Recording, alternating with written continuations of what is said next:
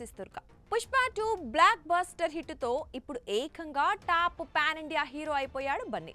ఒక్క సినిమాతో whole Indian film ఇండస్ట్రీని తన వైపుకు తిప్పుకునేలా చేసుకున్నాడు. పాన్ ఇండియా హీరోనే కాదు, పాన్ ఇండియా డైరెక్టర్లకు కూడా క్రేజీ హీరోగా మారిపోయాడు. ఎందుకంటే పాన్ ఇండియా డైరెక్టర్లంతా ఇప్పుడు బన్నీ వెంట పడుతున్నారు కాబట్టి. దేశంలో తమిళ్ ఆడియన్స్ కు ఉన్నంత ప్రాంతీయ అభిమానం ఇంకెవ్వరికీ ఉండదు. వాళ్లకు తమిళ్ తర్వాతే హిందీ అయినా మరే లాంగ్వేజ్ అయినా కూడా. అందుకే వారికి ఎంత పెద్ద సినిమా అయినా తమ అరవోడు హీరోనో డైరెక్టరో అయితేనే ఆ సినిమాను చూస్తారు, లేదంటే చూడను కూడా చూడరు. దానికి ఎగ్జాంపుల్ ప్రస్తుత one and only pan India star Prabhas సినిమాలే. బాహుబలి తప్ప మరే సినిమాను అక్కడ జనాలు పట్టించుకోలేదు. బాహుబలి తర్వాత ప్రభాస్ చేసిన సలార్, కల్కి ఎంత పెద్ద హిట్ అయ్యాయో తెలిసిందే. వాటిని కూడా అరవోళ్ళు పట్టించుకోలేదంటే అర్థం చేసుకోవచ్చు. ముఖ్యంగా హీరోల విషయంలో వాళ్ళు చాలా పర్టికులర్గా ఉంటారు. అటువంటిది ఇప్పుడు తమిళ టాప్ అండ్ క్రేజీ డైరెక్టర్లనే బన్నీ మడత పెట్టేశాడు. అట్లీ లోకేష్ కనగరాజు సినిమాలంటే పాన్ ఇండియా వైడ్ ఎంత క్రేజ్ ఉంటాయో తెలిసిందే. అటువంటి అట్లీ లోకేష్ కనగరాజులే బన్నీ వెంట పడుతున్నారంటే మనోడి రేంజ్ ఏంటో అర్థమవుతుంది. ఇప్పటికే అట్లీ డైరెక్షన్ లో క్రేజియస్ట్ అండ్ ప్రెస్టీజియస్ ప్రాజెక్టు శరవేగంగా షూటింగ్ జరుపుకుంటోంది. తమిళ సినీ చరిత్రలోనే ఎప్పుడూ లేనంతగా దాదాపు 1000 కోట్ల బడ్జెట్ ఈ సినిమాకు ఖర్చు చేస్తున్నారు సన్ పిక్చర్స్ అధినేత కళానిధి మారన్.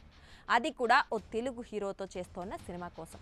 అంటే డైరెక్టర్లకే కాదు, తమిళ ప్రొడ్యూసర్లకు కూడా బన్నీ స్టామినా ఏంటో అర్థమైందన్నమాట. అట్లీ మూవీ తర్వాత అల్లు అర్జున్తో సినిమా చేయడానికి కోలీవుడ్కు చెందిన మరో top and crazy director Lokesh Kanagaraj రెడీగా ఉన్నారు. ఇప్పటికే ఇతనితో సినిమా ఫిక్స్ అయిపోయింది. లోకేష్ చెప్పిన స్టోరీకి బన్నీ ఓకే చెప్పడంతో అట్లీ మూవీ తర్వాత నేరుగా దీని సెట్లోనే అడుగు పెట్టనున్నాడు. ఈ సినిమాను టాలీవుడ్ బడా నిర్మాణ సంస్థ మైత్రి మూవీ మేకర్స్ తీనున్నట్లు టాక్. ఇక తమిళ వాసన తప్ప మరోటి పట్టని కోలీవుడ్ను కూడా మనోడు మడత పెట్టేశాడన్నమాట. ఇక ఈ రెండిట్లో ఒక్కటి హిట్ అయినా తమిళ నిర్మాతలు, డైరెక్టర్లు బన్నీని ఇక వదలరు. ఇద్దరు డైరెక్టర్లు మామూలు కాదు. వీరి గత సినిమాలే వీరి క్యాలిబరీ ఏంటో చెప్తాయి. అట్లీ గతంలో కోలీవుడ్ టాప్ హీరో దళపతి విజయ్తోనే సినిమాలు చేశాడు. బిగిల్, అదిరింది, తేరీ వంటి బ్లాక్ బాస్టర్లను ఇచ్చాడు. తర్వాత బాలీవుడ్ బాద్షా షారుఖ్తో తీసిన జవాన్ ఎంత పెద్ద హిట్ అయిందో తెలియంది కాదు.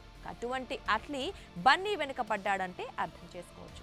ఇక లోకేష్ కనకరాజు గురించి ప్రత్యేకంగా చెప్పాల్సిన పని లేదు. తను తీసిన అన్ని సినిమాలు బంపర్ హిట్లే.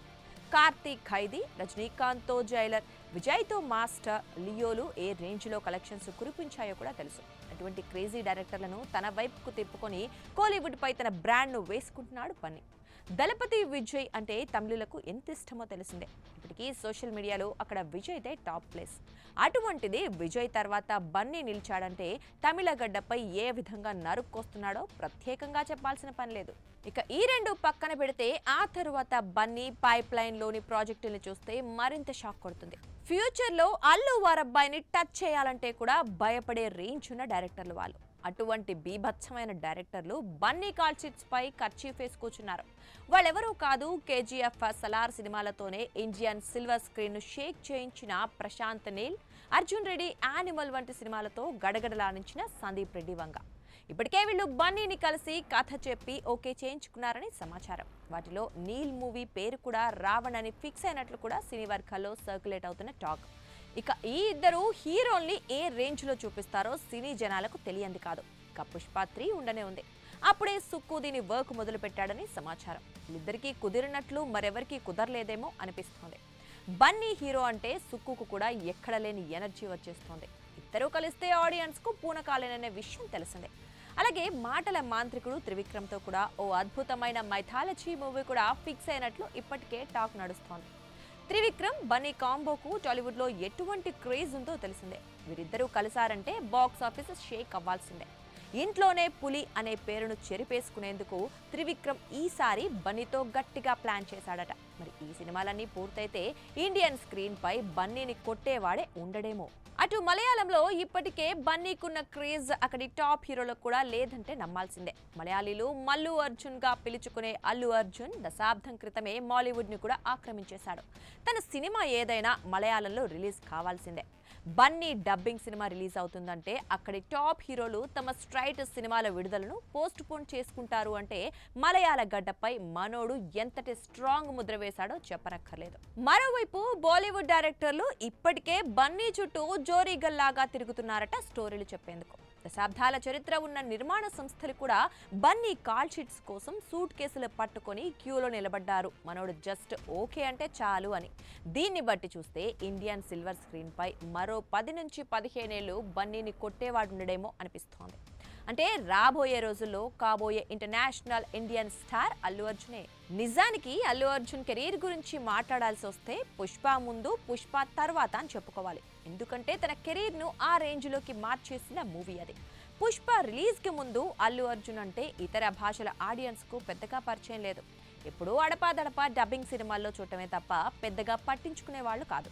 ఇక్కడ తెలుగులో బీభత్సమైన హిట్ కొట్టిన అలవైకుంఠపురంలో వంటి సినిమాను కూడా ఇతర భాషల ప్రేక్షకులు పెద్దగా పట్టించుకున్నది లేదు. అయితే పుష్ప రిలీజ్తో తన ఫేటే మారిపోయింది. వాస్తవానికి తన ఫస్ట్ మూవీ గంగోత్రి తర్వాత కూడా ఇదే పరిస్థితి. స్టార్ ప్రొడ్యూసర్ కొడుకు, మెగాస్టార్ మేనల్లుడు అనే ట్యాగ్ తోడు టాప్ డైరెక్టర్ దర్శకత్వం కావడంతో ఆ సినిమా హిట్ అయిపోయింది. అయినా ఇతను హీరోనా అంటూ బన్నీపై పెద్ద డిస్కషన్ నడిచింది. అయితే తన second movie Pushpa director Sukumar first movie ఆర్యాతో తన లైఫ్ ఫస్ట్ టర్న్ తీసుకుంది. అంటే అప్పుడు ఇప్పుడు సుకుమార్ వల్లే అల్లు వారబ్బాయి రేంజ్ మారిపోయిందని చెప్పొచ్చు. వీడా హీరో అనే స్థాయి నుంచి వీడురా హీరో అంటే అనే రేంజ్కు ఎదిగిపోయాడు. పుష్పలోని ఫేమస్ డైలాగ్ లాగా ఇది సార్ నా బ్రాండ్ అంటూ ఓన్ ఇమేజ్ను క్రేజ్ను క్రియేట్ చేసుకున్నాడు.